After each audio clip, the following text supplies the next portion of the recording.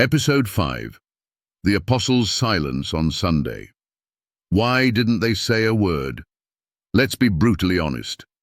If Sunday was meant to replace the seventh-day Sabbath, then the Apostles failed to mention it completely.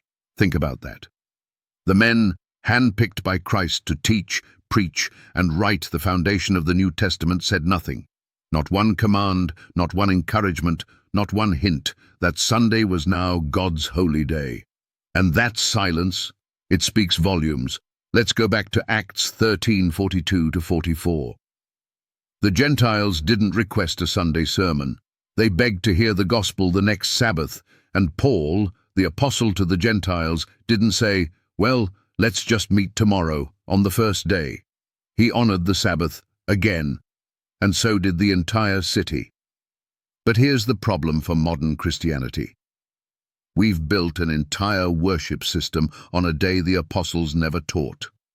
Let's lay it out clearly. Here's what the apostles did say about the Sabbath. Acts 13. Paul preaches on the Sabbath. Acts 16.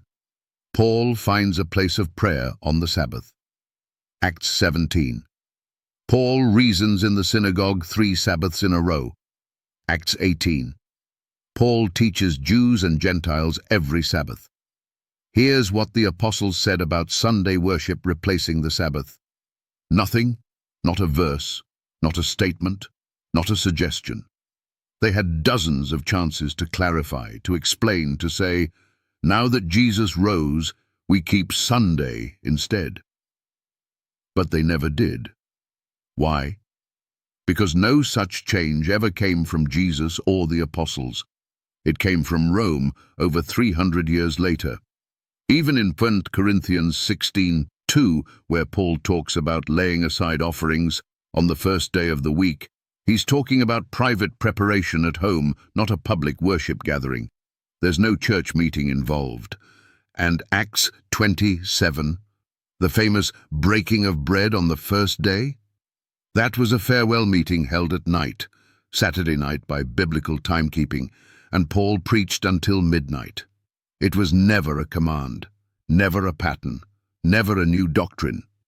Now ask yourself, if God changed the most sacred day of the week, the day he sanctified at creation and wrote with his own finger on tablets of stone, wouldn't he make that change crystal clear? But he didn't. The apostles didn't either. You know who did? The Catholic Church. They even admit it. Of course, the Catholic Church claims that the change was her act, and the act is a mark of her ecclesiastical authority in religious things. Cardinal Gibbons, The Catholic Mirror, September 23, 1893. Nowhere in the Bible do we find that Christ or the apostles ordered that the Sabbath be changed from Saturday to Sunday. Catholic Press, Sydney, Australia, August 1900. Let that sink in. The Catholic Church says Sunday is their tradition, not a biblical one. And Protestant churches have followed that tradition for centuries. So here's the challenge. If Sunday worship is truly from God, then show us the Scripture. Show us the apostle who said so. Show us the command from Christ. But you won't find it, because it doesn't exist. In contrast, the Sabbath is everywhere in Scripture, from Genesis to Revelation. And in Acts 13:44, Gentiles gathered in mass, not to break tradition, but to honor the God who never changes.